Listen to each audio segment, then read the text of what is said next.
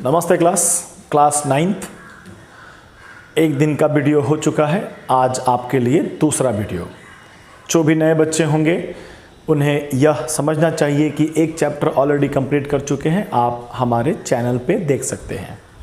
आइए बिना time waste किए हुए लेकिन एक बार हम फिर अपनी पुरानी बातों को दोहरा देते हैं। क्या दोहराते हैं कि आपको पहले वीडियो से जो भी थोड़ा सा कंटेंट आपने कॉपी पर लिखा है, before watching that video this video, आपको उसे एक बार देखना चाहिए, तब जाके आप और हम कनेक्ट हो पाएंगे। ठीक, तो चलिए बात करते हैं। अभी तक आपने क्या देखा? आपने पहला चैप्टर पढ़ना स्टार्ट किया है और चैप्टर का नाम है मैटर इन आवर सराउंडिंग। तो चैप्टर के नाम को ही अगर थोड़ा सा एलोबरेट करते हैं तो सराउंडिंग में जो भी आपके अगल बगल में दिखता है, कुछ भी आप देख लो, जो दिखता है आपको उसे आप कहते हैं क्या? मैटर। और हम लोगों ने उन सभी ऑब्जेक्ट जो भी अगल बगल दिखाई दे रहा है, इवन जो नहीं भी दिखाई दे रहा है, दैट मीन्स एयर, उसे भी हम लोगों ने मैटर कहा है। और उस सब में हमें दो बातें कॉमन दिखती हैं। एवरीथिंग हैज़ मास। मास अभी हम लास्ट क्लास में भी कहे हैं। आप जो वजन समझते हैं, वेट, तो आप मास को वेट से कोरिलेट करके चलिए, नो इश्यू। ठीक, तो सब में वेट है, टन। तो लेकिन वेट बताना नहीं है, मास बोलना है, मास। ठीक, मास को फिजिक्स में देखा जाएगा थोड़ा बहुत। और एक और बात कॉमन मिलता है हर एक ऑब्जेक्ट में कि वो सब के सब स्पेस ऑक्युपाई करते हैं। तो बन गया आराम से एक अच्छा सा definition. Matter is something that has mass and occupy space. Air थोड़ा कंफ्यूजिंग था, थोड़ा एक्सप्लेनेशन खोजता है कि आप कैसे बता दोगे कि एयर हमारा मैटर है। तो हम बता सकते हैं बलून फुलाकर, सिलेंडर के गैस को हम वजन करके बता सकते हैं कि it has mass as well as it occupy space, no problem. और थोड़ा आगे बढ़ते हैं। साइंस को आगे बढ़ाया जाता है और साइंस आगे बढ़ते बढ़ते ढूंढा गया कि मैटर के बारे में और कुछ स्टडी करते हैं। तो physical study we are going to teach, हम स्टार्ट कर चुके हैं। Physical study, physical property, overall ऊपर से देखने में कैसा है मैटर। तो पहला हम लोगों ने प्रैक्टिकली समझा, कॉमन सेंस भी अप्लाई किया कि ये जो मैटर है सही मायने में एक नहीं है, उसके अंदर अनेक पड़े हुए हैं। उस अनेक को एक वर्ड पे एक्सप्लेन किया गया और वो था पार्टिकल्स। तो हमारे पास एक छोटा सा स्टेटमेंट बन जाता है, every matter is made up by small particles, small very small, for very small confirmation for very small particles. हम लोगों ने एक छोटा सा प्रैक्टिकल किया था। KMnO4 पोटासियम पर मैग्नेट एक कलर है, उससे जब आप डालते हैं तो वो कलरफुल कर देता है बाल्टी में भरे पानी को। और उसी कलरफुल बाल्टी में से थोड़ा सा पानी लेकर फ्रेश वाटर में डालते हैं तो अगेन उसे कलरफुल कर देता है। यही प्रोसेस हम बार बार करते हैं तो हमें काफ़ी दूर तक, काफ़ी बाद तक भी कलर दिखता है। तो ये तभी पॉसिबल है जब हमारा मैटर जो बना है छोटे छोटे पार्टिकल से, वो पार्टिकल्स काफ़ी स्मॉल होना चाहिए। इस बात को हम लोगों ने करके बैठ लिए। इतना तक आपको पढ़ा दिया गया है, बात समझते होंगे। ठीक, नहीं समझते हैं तो ऑनलाइन क्लासेस का तो काफ़ी अच्छा एडवांटेज है कि आप फिर से वीडियो को रिपीट टेलीकास्ट करके देख लीजिए, आपको बेनिफिट हो जाएगा। ठीक, आगे बढ़ते हैं। आज हम लोग बात करेंगे, अब आगे देखिए। ठीक, तो अभी तक हम लोग क्या समझ चुके हैं कि matter is made up by what? Particles. तो अब हम सारा फोकस कर लेते हैं पार्टिकल्स पे कि ये पार्टिकल का प्रॉपर्टी जाने तो आप मैटर का प्रॉपर्टी जानते हैं। अब छोटे छोटे एक्सपेरिमेंट होते गए और एक्सपेरिमेंट से पार्टिकल्स इतने छोटे हैं कि हम देख नहीं पाएंगे।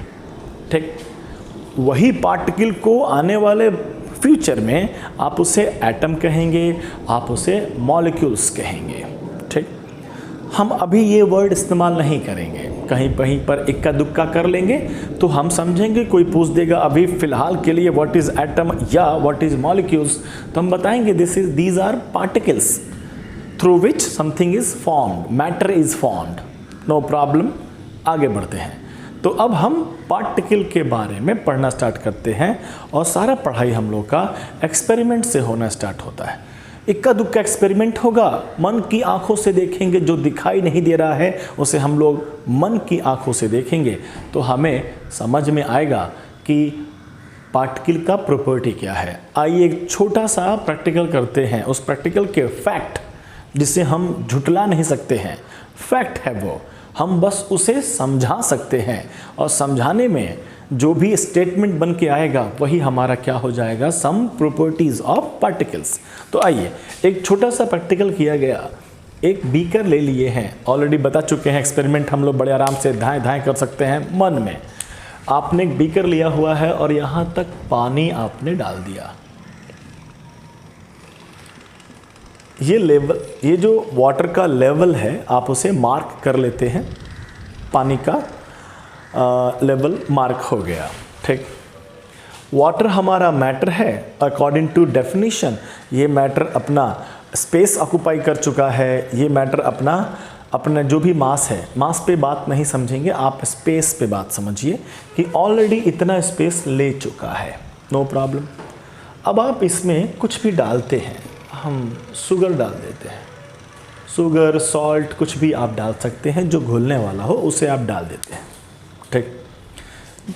थोड़ा प्रैक्टिकल देखिए, ऑब्जर्वेशन पे ख्याल कीजिए, क्लिक ऑब्जर्वेशन। हमने शुगर को जब डाला, जैसे ही शुगर को डालेगा, मान लीजिए ये शुगर का एक क्यूब है, छोटा सा टुकड़ा डाले, शुगर भी मैटर है, इसका भी अपना स्पेस है।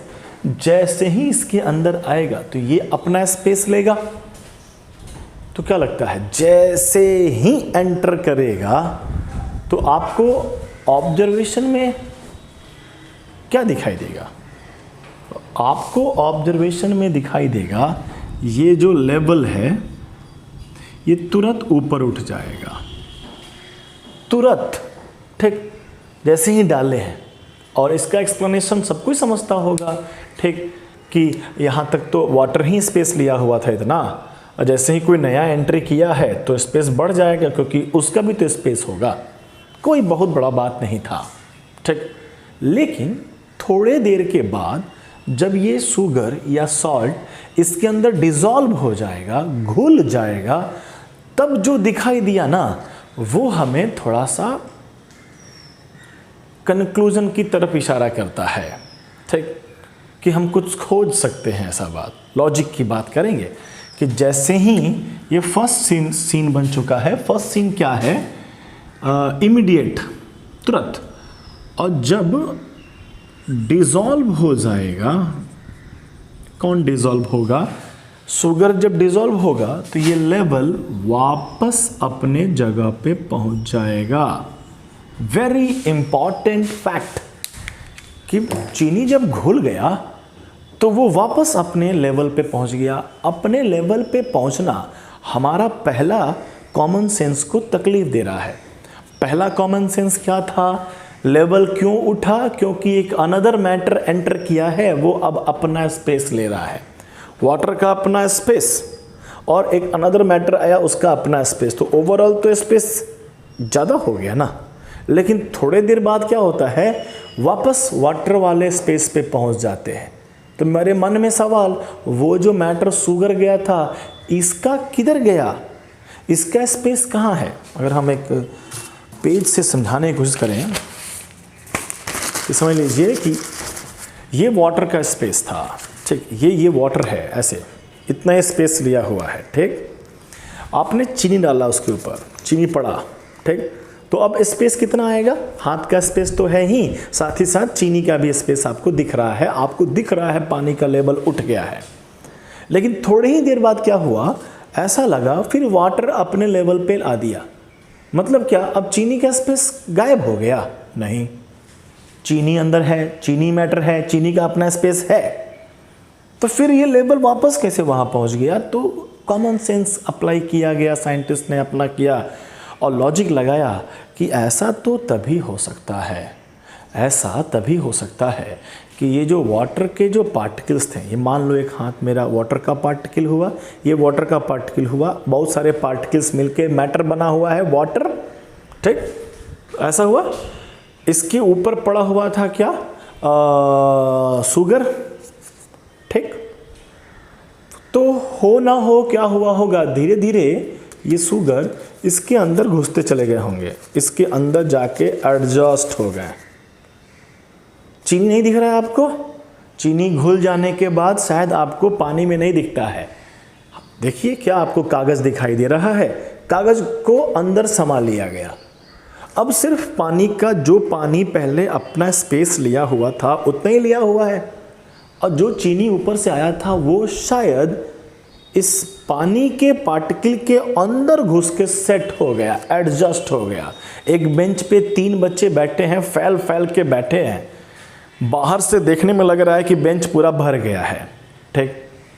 एक बच्चा और एंट्री करता है धक्का धुक्की होगा, लगेगा कि जो इतना पे बच्चे बैठे थे, एक बच्चा और एंट्री किया तो ये लगेगा कि ये घसक गया, लगता है अभी गिरेगा बेंच पर से, थोड़ा घसका। लेकिन थोड़ी देर के बाद ये बच्चा वापस अपनी जगह पे पहुंच जाता है, और वो जो नया बच्चा है वो भी इसके अंदर आ गया। तो ऐसा तो तभी पॉसिबल है जब वो 3 बच्चों के बीच में जगह होगा, और उसी जगह में आकर वो बच्चा सेट कर गया, ठीक। बच्चा भी अंदर रह गया और जो जहाँ था वह वापस वहीं का वहीं है। आप चीनी डालते जाओ, चीनी जाके एडजस्ट होते जाएगा, एडजस्ट होते जाएगा। कहाँ, 2 पार्टिकल के बीच के जगह में, स्पेस में एडजस्ट होते जाएगा। लेकिन एक ऐसा समय आएगा कि शायद अंदर का जगह समाप्त होगा ना कभी तो समाप्त हो जाएगा। उसके बाद अगर आप चीनी डालेंगे तो आपको पहला बात चीनी दिखाई देने लगेगा, जो आप अपने भाषा में कहते हैं कि चीनी घुला नहीं सर, क्योंकि अब घुलाने के लिए जगह ही नहीं है। और अभी आप शायद समझ रहे होंगे कि घुलने का मतलब क्या है, साइंटिफिक मीनिंग ऑफ घुलना क्या हो गया। तो जो पार्टिकल्स है वो जाकर दूसरे पार्टिकल के बीच के स्पेस में घुस जाता है, वही हुआ क्या, घुलना। तो ये छोटा सा एक्सपेरिमेंट हमें इस बात का इंडिकेशन देता है कि हमारा जो matter, no doubt water matter बना हुआ है पार्टिकल्स का, दीज आर द वाटर के molecules, these are the water के पार्टिकल्स, ठीक। और इसके अंदर जाकर सेट हो गया कौन, शुगर। तो हम कह सकते हैं कि पार्टिकल्स के बीच में क्या है, स्पेस है, जगह है। काफ़ी आसान बात, लॉजिकल निकल गया। ये सवाल भी खूब पूछा जाता है कि चीनी जब डिज़ोल्व हो जाता है तो वाटर का लेवल जैसा था वैसा ही पहुंच जाता है। इसी से आप कंक्लूड कर सकते हैं क्या, कि पार्टिकल्स के बीच में क्या होता है, स्पेस होता है। आप उसको अच्छा वर्ड बनाना चाहें तो इंटर पढ़े ही हैं बायोलॉजी में, इंटर मतलब होता है 2। इंटर अगर हम पार्टिकल लिख दें या मॉलिक्यूलर लिख दें, दोनों बात एक है। आप पार्टिकल से समझ लीजिए या मॉलिक्यूलर समझ लीजिए, ये थोड़ा स्टैंडर्ड वर्ड है। इंटर मॉलिक्यूलर स्पेस, कितना अच्छा वर्ड बन गया। और ये अच्छा वर्ड चिल्ला कर भी बता रहा है। इंटर मॉलिक्यूलर स्पेस का मतलब हुआ स्पेस बिटवीन 2 मॉलिक्यूल्स, 2 पार्टिकल्स। तो जितना भी अपने पास अर्थ पे पड़ा हुआ है मैटर बना है पार्टिकल से, और उन पार्टिकल के बीच में होता है स्पेस। हाँ, ये बात है कि ये स्पेस किसी में बहुत कम होगा, किसी में मीडियम होगा, किसी में बहुत ज़्यादा होगा। तो ऑन दैट बेसिस हमारे पास मैटर के अलग अलग रूप हैं। ऐसा मैटर जिसके बीच के पार्टिकल का स्पेस बहुत ज़्यादा है उसे कुछ और कहेंगे, बहुत कम है स्पेस कुछ और कहेंगे, बहुत कम है स्पेस कुछ और कहेंगे। तो पार्टिकल का अरेंजमेंट अभी आगे का सिलेबस आपको दिखाएगा, आपको हल्का हल्का टेलर दिखना चाहिए। आसान बात है, समझिए 10-12 मिनट में हमने सिर्फ एक बात, छोटा सा बात कहा कि particles of matter has space in between them, आपस में बीच में क्या होता है, स्पेस होता है। तो लिखिएगा, हम ऑलरेडी हेडिंग दिलवा चुके हैं फिजिकल प्रॉपर्टी ऑफ मैटर, जिसमें का पहला लिखवा चुके हैं कि matter is made up by small tiny particles, और फॉर सपोर्टिंग दैट स्टेटमेंट आपको एक एक्टिविटी भी बता चुके हैं। अभी जो दूसरा लिखवा रहे हैं कि स्पेस होता है for supporting that statement, this statement already हमने आपको एक्टिविटी बताया है, एनसीईआरटी में भी एक्टिविटी लिखा है। आपको अकेला सिंगल लाइन करके क्वेश्चन पूछ सकता है, तो आपको 3 या 4 या 5 लाइन के अंदर एक्टिविटी लिख लेना चाहिए था। ठीक, ऑलरेडी आपको होपफुली आपने लिख लिया होगा पहला वाला। अब दूसरा लिखिए, दूसरा पॉइंट। ठीक, पहला point matter is made up bye टिनी particles. Number 2, इसे आप लिखने की जरूरत, आप रफ करने के लिए लिख सकते हैं। तो लिखिएगा number 2, particles of matter have space between them, particles of matter have space between them.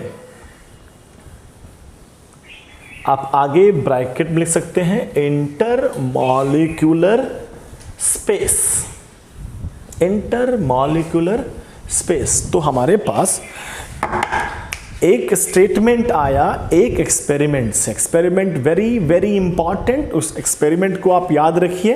ठीक, तभी आप सपोर्ट कर पाइएगा अपने आंसर्स को, और अपने दिमाग को आप समझा पाइएगा कि हम लोग ये सभी बातें कर कहाँ से रहे हैं। ठीक, आइए अब एक अनदर एक्सपेरिमेंट, अनदर फैक्ट रिवेल करेगा अबाउट पार्टिकल्स। ठीक, तो चलिए एक और बात, एक और पढ़ने का तरीका, एक और प्रैक्टिकल पे खास ख्याल कीजिए। हमने फिर बीकर लिया और हमने ले लिया वाटर, पानी भरा, और इसमें एक drop of ink, blue ink, black ink हमने ड्रॉप डाला। ठीक, ऑलरेडी पता है कि that single drop of blue ink is made up by very tiny particles. पुराने स्टेटमेंट से हमें पता चल चुका है even in between these particles there is a space, no problem. ठीक, हमने यहाँ जैसे डाला तो आप सबको विजुअलाइज हो जाएगा कि तुरंत ये इसके रंग अगल बगल घुलने लगेंगे, फैलने लगेंगे। आपको कुछ फैलता सा फील होगा कि फैला, तो फैला तो शायद कॉमन सेंस तो यही कहेगा, इधर का कलर यहाँ भागा, कलर मैटर, कलर हमारा मैटर है। अब मैटर यहाँ पर भी आ गया, तो matter is made up bye particle, तो भागने के लिए भागा कौन है, ये भागा कौन, पार्टिकल। जैसे ही हमने पानी में डाला भागा। ठीक, तो ये भागने का प्रॉपर्टी भी थोड़ा ध्यान दिया गया। ठीक, अगल बगल तो बहुत सारे मैटर है, अभी हम मैटर के भी कई सारे तरह के फॉर्म्स देखेंगे। फिलहाल हम एक कॉमन ऑब्जर्वेशंस कर रहे हैं कि इस एक्सपेरिमेंट में हमको समझ में आ रहा है कि ये पार्टिकल्स जो है ना वो मूव कर गए। अगर मूव नहीं किए होते तो यहाँ से यहाँ कैसे पहुँचता।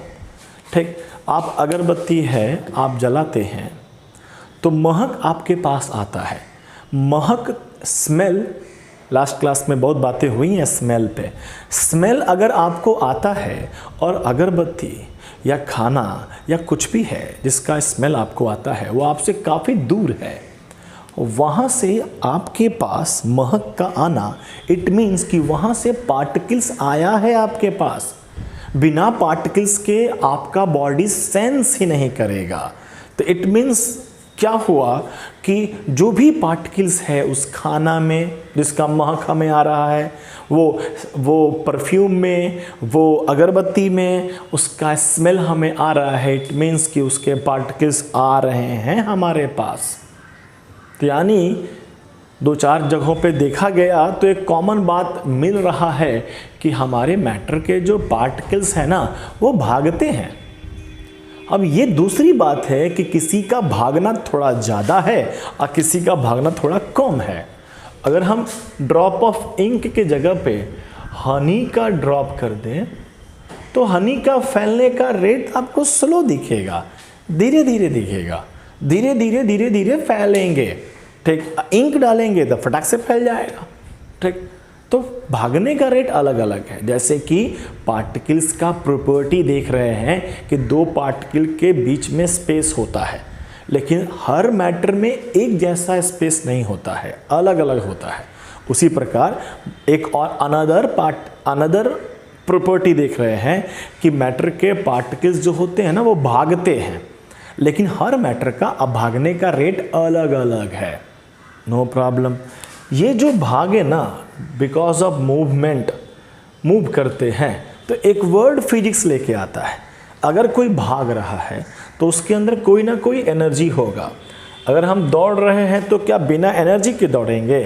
ठीक, कुछ भी कर रहे हैं तो without energy it is not possible. तो कुछ ना कुछ एनर्जी है। ठीक, और उस एनर्जी का नाम फिजिक्स वाले ने दिया, बिकॉज ऑफ मूवमेंट नाम दे दिया काइनेटिक एनर्जी। सुनिएगा, समझिएगा, छोटे छोटे वर्ड हम लोग यहाँ क्रिएट कर रहे हैं, छोटे छोटे डेफिनेशन भी हम लोग बनाते चलेंगे कि एनर्जी ड्यू टू मोशन, हिलने डुलने के कारण। अगर मेरा हाथ चलने लगा तो मेरे इस चलते हुए हाथ में एनर्जी आ गया, और वो एनर्जी का नाम क्या हो गया? Kinetic energy. हाथ रुका हुआ है तो there is no kinetic energy. ठीक, तो अगर हम ये कह रहे हैं कि हमारे मैटर के जो पार्टिकल्स होते हैं वो चलते रहते हैं, तो हम ये भी कह सकते हैं कि हमारे मैटर के जो पार्टिकल्स हैं उनमें काइनेटिक एनर्जी है। हम इस पे कितना अच्छा स्टैंडर्ड सा सेंटेंस बना सकते हैं कि किसी मैटर का काइनेटिक एनर्जी कम होता होगा तो शायद वो कम हिलता होगा। जैसे ईटा पत्थर देख लेते हैं, आपको कहाँ लगता है कि ईटा पत्थर मूव करते हैं? लेकिन फिर भी करते हैं, बहुत हल्का, इतना हल्का कि आपको नहीं समझ में आता है। ठीक, आप पानी देखते हैं तो पानी तो फ्लो करता है। पानी बीइंग ए मैटर अगर फ्लो करता है तो बने हैं पार्टिकल से, तो पार्टिकल फ्लो कर रहे होंगे तभी तो पानी फ्लो करता हुआ आपको दिखता है। तो पानी फ्लो करता है, तो कंपेयर टू दैट ईटा हमारा वाटर तो अच्छा खासा मूव कर रहा है। कंपेयर टू दैट ईटा kinetic energy of water is more than what? Kinetic energy of that ईटा। रुका हुआ ईटा, ठीक, ईटा चला के मार दोगे अलग बात हो जाएगा। ठीक, हम ईटा एज ए मैटर उसके अंदर के पार्टिकल की बात कर रहे हैं। ठीक, हम हवा की बात करें, पानी से ज़्यादा तेज हवा भागता है तो हवा का काइनेटिक एनर्जी और ज़्यादा होगा। कितना अच्छा सेंटेंस जा रहा है। ठीक, तो हमने एक बात तो ये समझ लिया एक्सपेरिमेंट से कि हमारे पार्टिकल्स मूव करते हैं, और मूव करेंगे तो उसके अंदर एनर्जी होता है काइनेटिक एनर्जी। एक अच्छा बात और सुनो, वाटर है यहाँ पर और इंक आया यहाँ पर। अब यहाँ दो तरह के मैटर हो गए, वाटर के पार्टिकल, इंक के पार्टिकल। ये दोनों आपस में क्या हो जाएंगे? मिक्सअप होने का सेंस हो जाएगा। नहीं हो सकता है? होगा ना। यहाँ अगर मान लो बहुत सारे बच्चे यहाँ बैठे हैं, हम जाके उनमें घुस जाएं तो मिक्स हुआ ना। चाहे सब बच्चे हम पे कूद जाएं, मिक्स हुए ना। चार इधर पार्टिकल हैं और चार इधर पार्टिकल हैं। अगर ऐसे हो गया, दिस इज मिक्सिंग। ऐसे तब होगा ना जब ये मूव करे और ये भी मूव करे। जब दोनों मूव करने वाले पास में आ गए तो आपस में घुलने मिलने लगेंगे। This is called dissolving, this is called intermixing.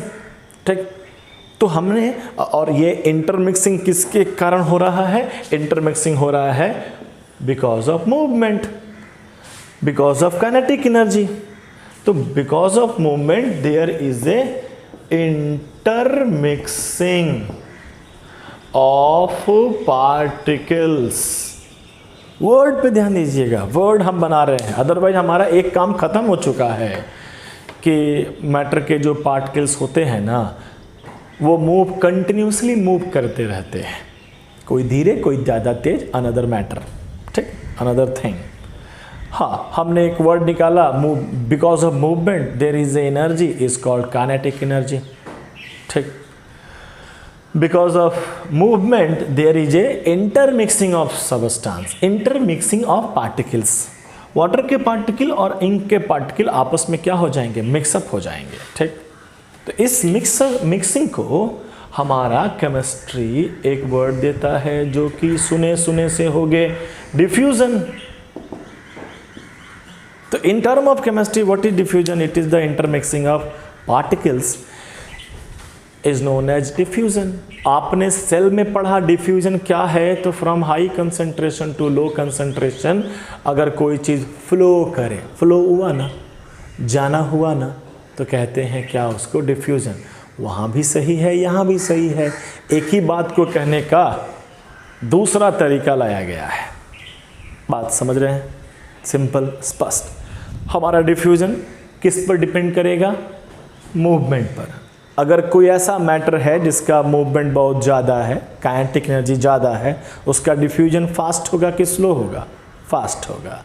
अगर किसी का मैटर का पार्टिकल का मूवमेंट बहुत कम है तो उसका डिफ्यूजन कम होगा। सोचो कितना सारा सेंटेंस हम लोग बना रहे हैं, ठीक। कोई कंफ्यूज मत होइएगा, सब अभी नहीं जानना है, धीरे धीरे आपको ये हेल्प आउट करेगा। कल को जाके हम नया नया सेंटेंस बनाएंगे तो आपको काफ़ी इजी लगेगा। आपने सिर्फ एक लॉजिक जाना, मूवमेंट, वो आपने ये दो कंसेप्ट रिलेट करके निकाल दिया, नो प्रॉब्लम, ठीक। तो ज़्यादा लंबा बोल दिए, हम कुछ एक लाइन लिखवा देते हैं, उसके बाद फिर थोड़ा सा ऐड करेंगे, ठीक। हम एक एक स्टेटमेंट लिखवा रहे हैं और आपके ऊपर छोड़ते हैं कि आप उससे रिलेटेड जो भी एक्टिविटीज़ है उसे आप बना लेंगे, लिख लेंगे अलग।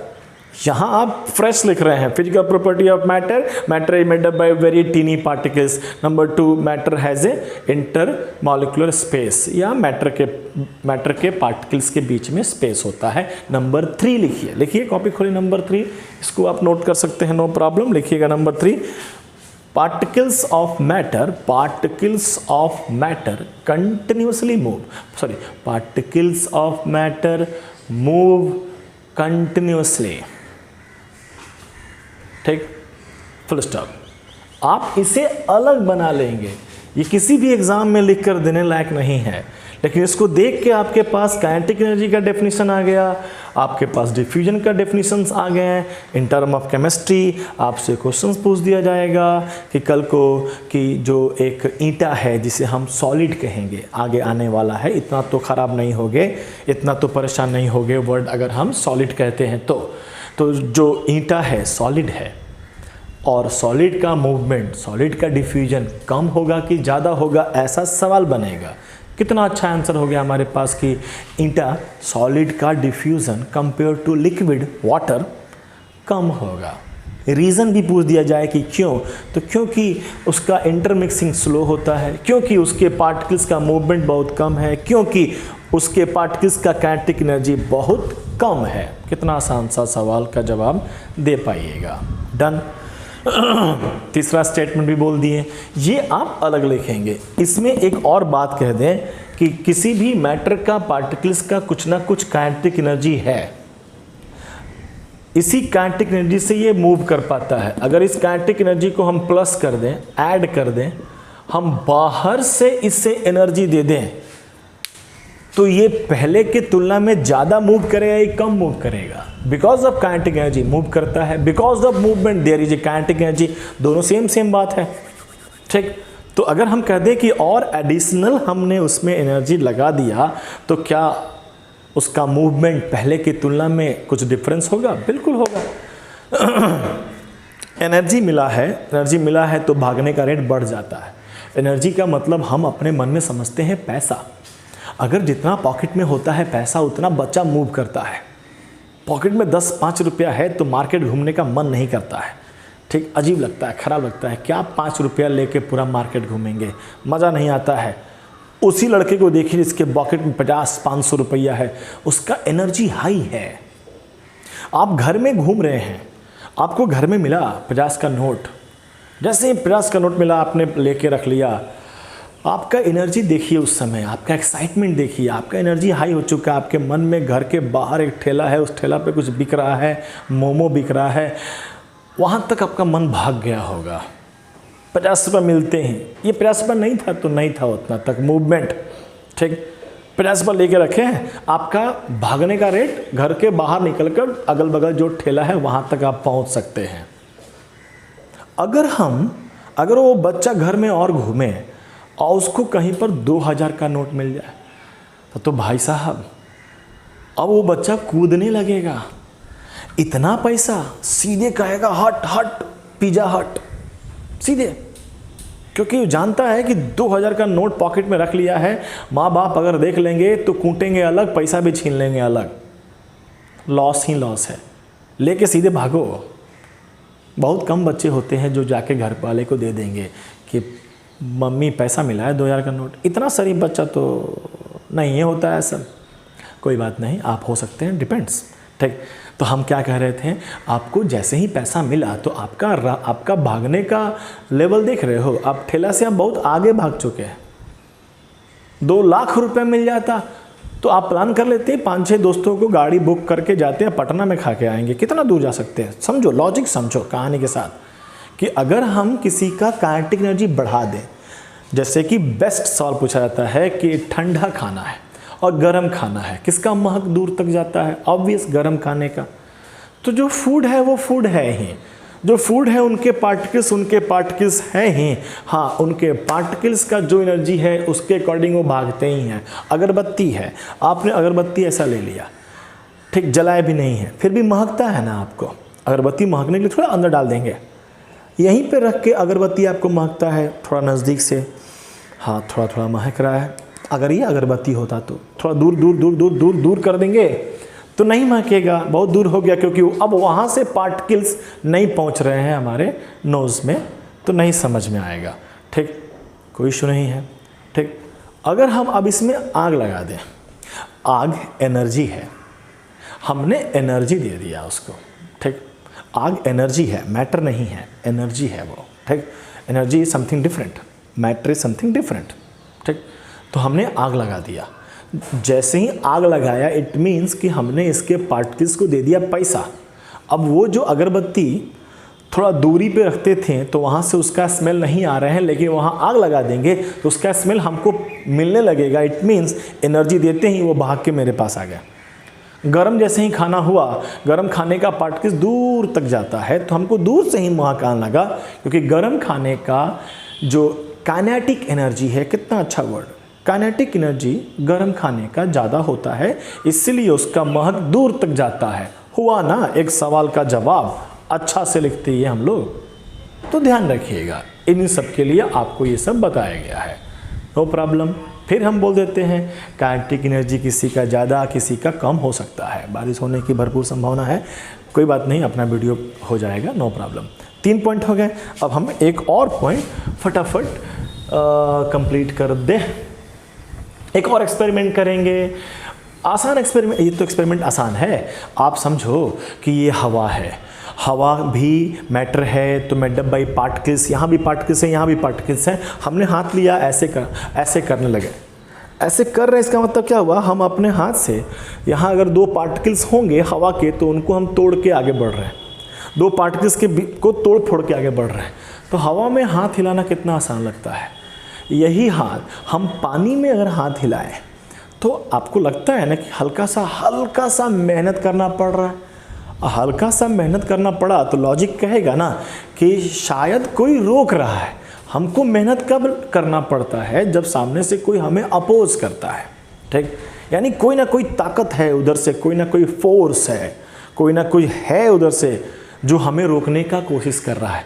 हवा में वही कोशिश कम था, राइट, और पानी में थोड़ा ज़्यादा लग रहा है।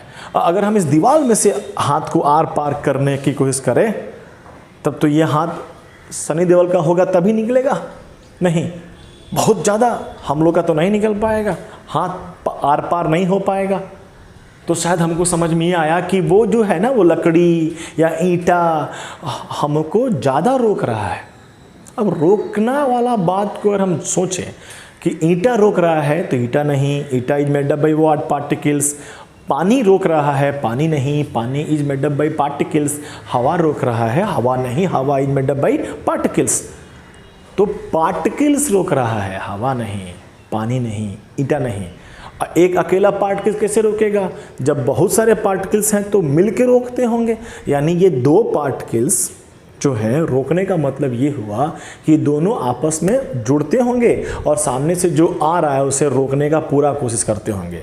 प्रैक्टिकल करके आपके एक्टिविटी में दिया है कि एक काम करो, 2 बच्चे ने, एक ने सिर्फ ऐसे हाथ सटा के एक बाउंड्री बनाया है और आपको उसको तोड़ना है, तो आप आए बढ़ा के तोड़ दिए। एक में पूरा ऐसे हाथ पकड़ के बाउंड्री बनाया गया है, तो आप आए और तोड़ दिए, लेकिन इधर का तोड़ने में और ये तोड़ने में दोनों में डिफरेंस था। ठीक, इसमें थोड़ा ज़्यादा ताकत लगा था क्योंकि ये थोड़ा ज़्यादा क्लोज हैं, थोड़ा स्ट्रांग बंधे हैं। और उसके बाद अगर हम इसे ऐसे पकड़ के रख लें तो इसमें से नहीं टूटेगा, तोड़ने के लिए फोड़ना पड़ेगा, ज़्यादा स्ट्रांग है। तीनों में एक ही बात समझ में आता है कि कुछ ना कुछ स्ट्रांगनेस की बात आ जाती है, कुछ ना कुछ अट्रैक्शंस की बात आ जाती है। कॉमन सेंस लगाया गया और कहा गया कि दो पार्टिकल्स के बीच में जो होता है ना, अट्रैक्शंस होते हैं। अट्रैक्शंस दो के बीच, तो दो हो गया इंटर पार्टिकल्स के जगह पे मॉलिक्यूलर, और वर्ड बना देते हैं क्या, अट्रैक्शन।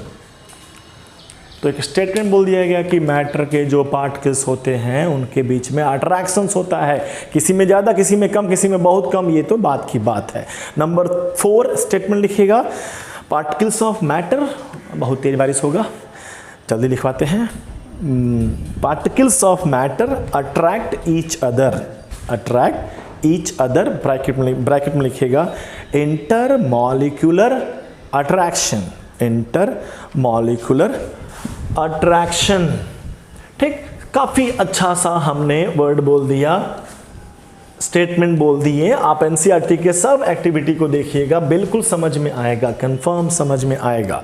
ठीक, हम अट्रैक्शंस को थोड़ा सा बात कर ले। दो अट्रैक्शंस और रिपल्सन, ये हमारे फोर्स होते हैं। ठीक, इंटरमॉलिक्यूलर अट्रैक्शंस कह लें या हम फोर्स कह सकते थे। जहां आपने वर्ड लिखा ना अंत में, बोल लिखा है ना अभी आपको, particles of matter attract each other, आगे ब्रैकेट में लिख लीजिए इंटरमॉलिक्यूलर फोर्स। आप अट्रैक्शन भी लिख सकते हैं, force. Force could be attractive या रिपल्सन, सटेगा नहीं तो दूर दूर होगा। आप फिजिक्स में पढ़ लेंगे कि हर एक के बीच में अट्रैक्शंस होता है। अट्रैक्शंस में भी दो तरह के वर्ड्स बनते हैं, एक बनता है कोहेसिव, एक बनता है एडहेसिव। अगर सेम पार्टिकल्स के बीच में बात हुआ, सेम मतलब अगर पानी है, पाइप में पानी चढ़ रहा है, तो पानी और पानी के बीच में जो अट्रैक्शंस है वो कोहेसिव है। ठीक, वर्ड। और अगर पानी और पाइप के बीच में हुआ, टू डिफरेंट पार्टिकल्स, अगर हम हाथ पानी में डालते हैं और निकाल लेते हैं तो हमारे हाथों में पानी का पतला सा लेयर जम जाता है, होता है ना। कितना भी झाड़ देंगे तो क्या सूख जाता है क्या, नहीं, हल्का सा पानी का लेयर होता है। वो पानी हमारे हाथ के पार्टिकल से अट्रैक्ट हो गया है, तो वो भी अट्रैक्शंस है, तो उसे हम अडेजन कहते हैं। Adhesion adhesive force, cohesion cohesive force या कोहेसिव। आसान बात कर रहे हैं, वर्ड है, बता रहे हैं अलग से हट के। तो अभी तक आपने क्या देख लिया, मैटर के पार्टिकल्स के चारों बात को देख लिए। होपफुली आपको वीडियो समझ में आया होगा, अच्छा लगा होगा। अगले वीडियो में आगे बढ़ेंगे। आपके लिए होमवर्क रहेगा, सारे एक्टिविटीज़ को आपको लिख लेना है अलग अलग करके। हर एक लाइन 4 स्टेटमेंट लिखवाएं, तो चारों स्टेटमेंट से सवाल पूछ सकते हैं कि साबित करो, तो प्रैक्टिकल करेंगे और साबित कर लेंगे। आसान बात, स्पष्ट बात। थैंक यू वेरी मच, मिलते हैं अगले अपलोड में। धन्यवाद।